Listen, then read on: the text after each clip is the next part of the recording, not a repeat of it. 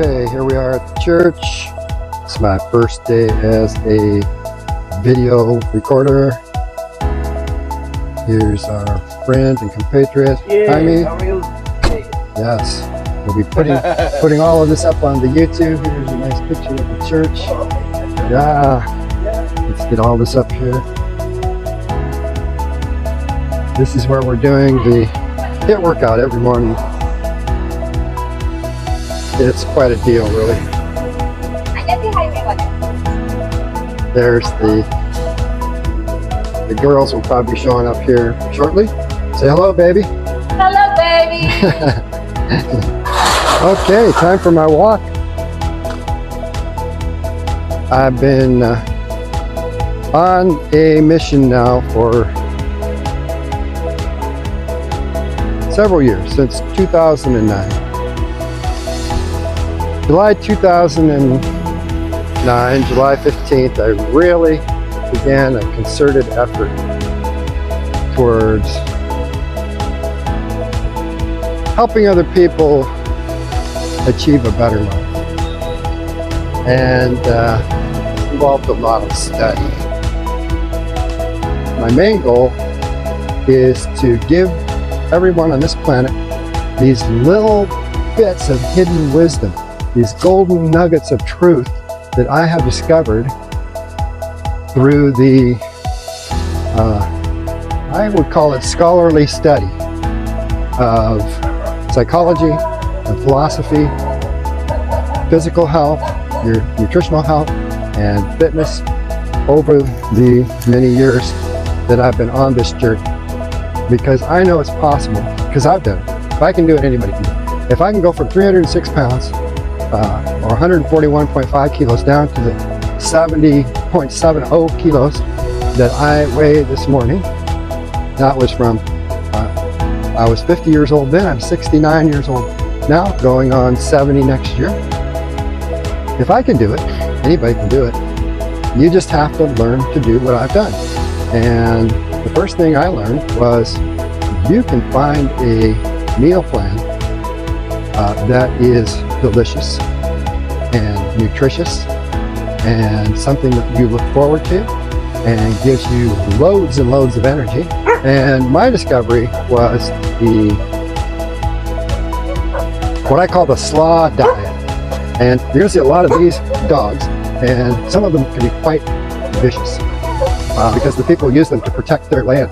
So a good investment up here in the Philippines if you have a Filipino girlfriend, because expats cannot own land in the Philippines. And as far as businesses go, I believe that you can only be a 40% owner in your business ventures. So you're gonna come up here and live in the Philippines, you better find a woman that you can trust. So yeah, the diet is huge, and that's a golden nugget that I discovered. And so in July of 2015, I had been playing around with foods that I like to eat, and I discovered what I call the slaw diet.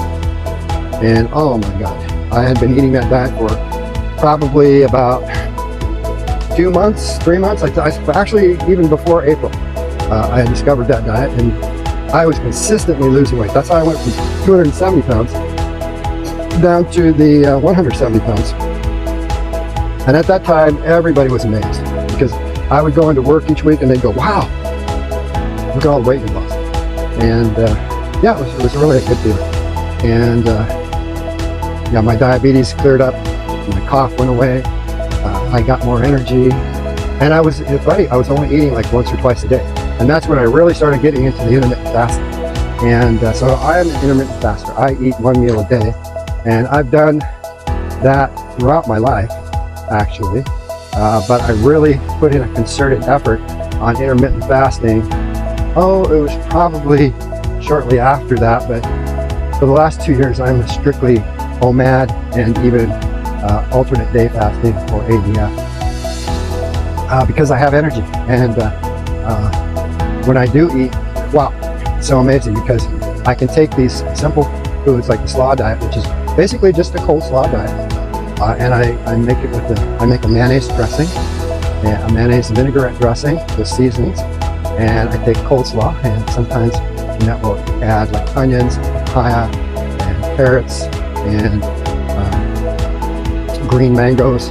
And you would think the green mangoes are really sweet, but they're not, because they're not ripe. They're kind of firm. And like with the papayas, they're not ripe.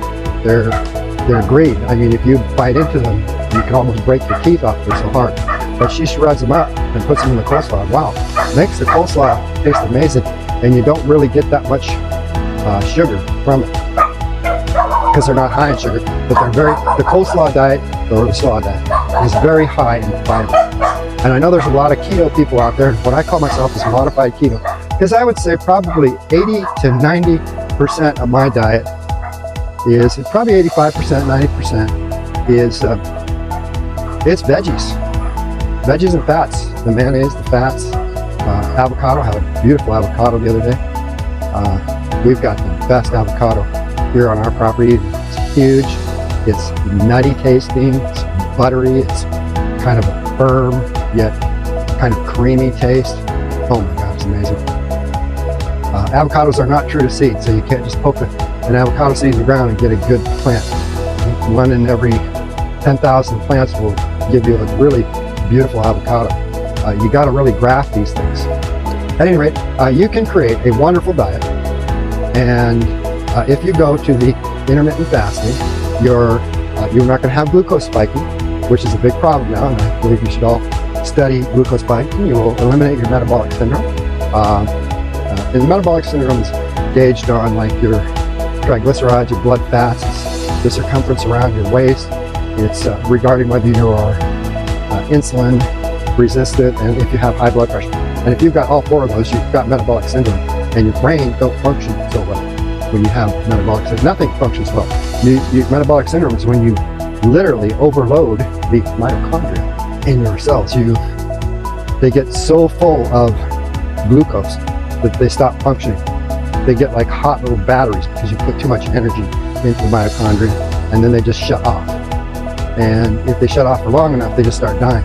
And then people wonder why am I so low energy? How come I'm having to eat every couple hours? It's because you've been overloading yourself with sugars, which are hard on your liver. It causes this metabolic syndrome. Life is electric. Let's film it.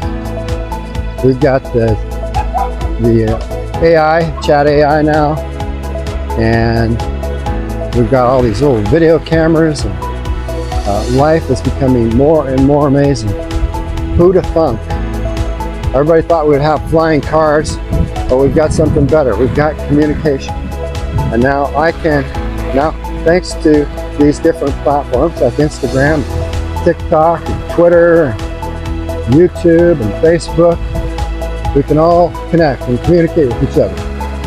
And I can give you these little bits of knowledge. So, my little bit of knowledge today is from the book, What You Say When You Talk to Yourself. Because I'm a firm believer that the ego can be the enemy, but it doesn't have to be. You can use it like a tool. And you can use the ego to connect more with reality. And so my golden nugget of truth comes from What You Say When You Talk to Yourself by Shad Helmstetter. And he gave me two nuggets of truth. And the first one is, your mind will believe whatever you believe is the truth. If you believe something to be the truth, then you will literally auto-suggest this into your subconscious mind, and your mind will believe it, whether it's true or not. It has no choice. Once you program something into your mind, it's there. And then you become attached to that belief.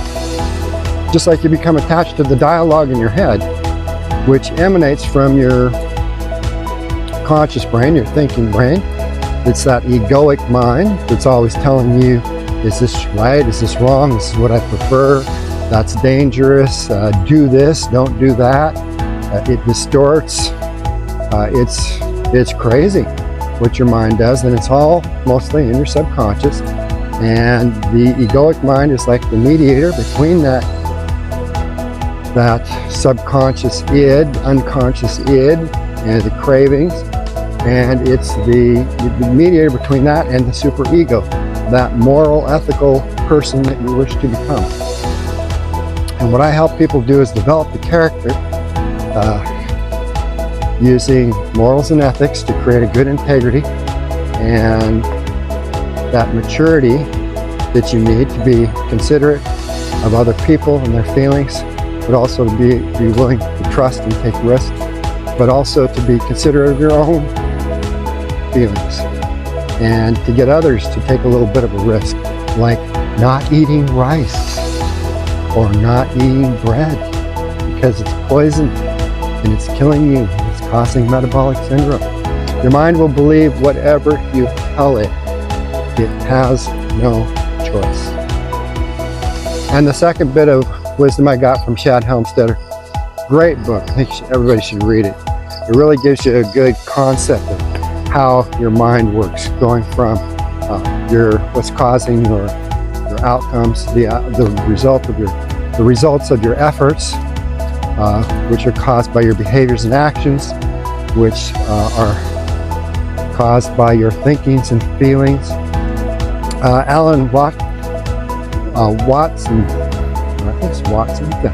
Alan Watson does a great TED Talk on this. Watch that. Your thoughts and feelings cause your actions and behaviors. Your actions and behaviors will result in your outcomes.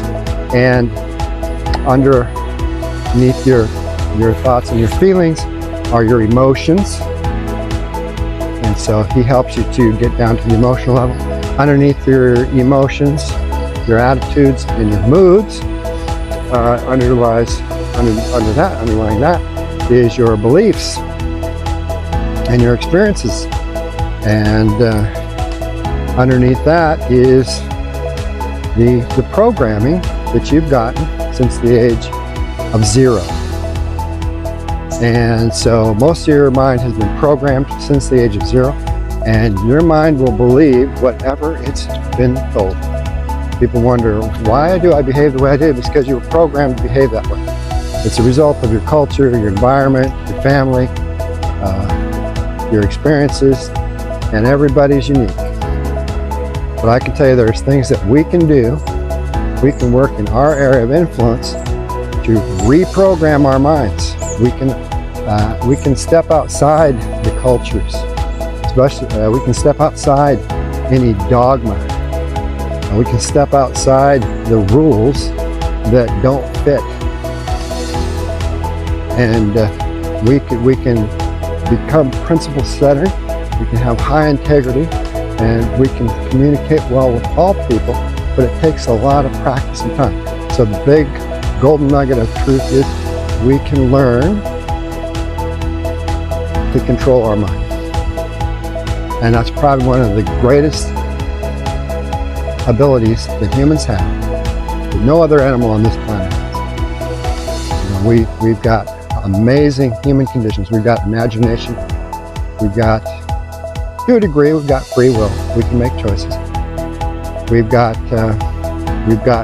self-awareness, high level of consciousness, of awareness of ourselves. We've developed the theory of mind, so we know that other people, we're pretty certain, you can't know anything for certain, but we're pretty sure that other people think and behave just like we do, based on the same physiology and biology. And we can learn to control our minds. But it takes practice and it takes understanding. And so is it worth it? Oh, hell yes. Life is electric. And you look around and you're going to see that most people, they're like a dim light bulb. They've been programmed and things aren't going too well for them. So at any rate, I'm getting close here to my destination. I might as well just film it all the way there. Walking to the Tawaran Bridge this morning, and be interesting actually to kind of see how many minutes this goes on. I've been going almost 27 minutes now. And what I do is every morning I walk to the Tawaran Bridge and back. Now I won't walk down to the Tawaran Bridge because Tawaran refers to Tawad, or it's a squatting position when you climb up a hill. That's what Tawad means, and Tawaran derives from that, because you walk down a pretty steep slope, and because of the typhoons that we've had a lot of rain. And here in the Philippines, there's vegetation all over where I live. It can be quite slippery, and so I'm somewhat of a safety net, kind of the guy who's always buckled his seatbelt. You know, I don't take unnecessary risks, and that, of course, I don't sabotage my health with cigarettes, alcohol, drugs, any sugars, and my life is really good.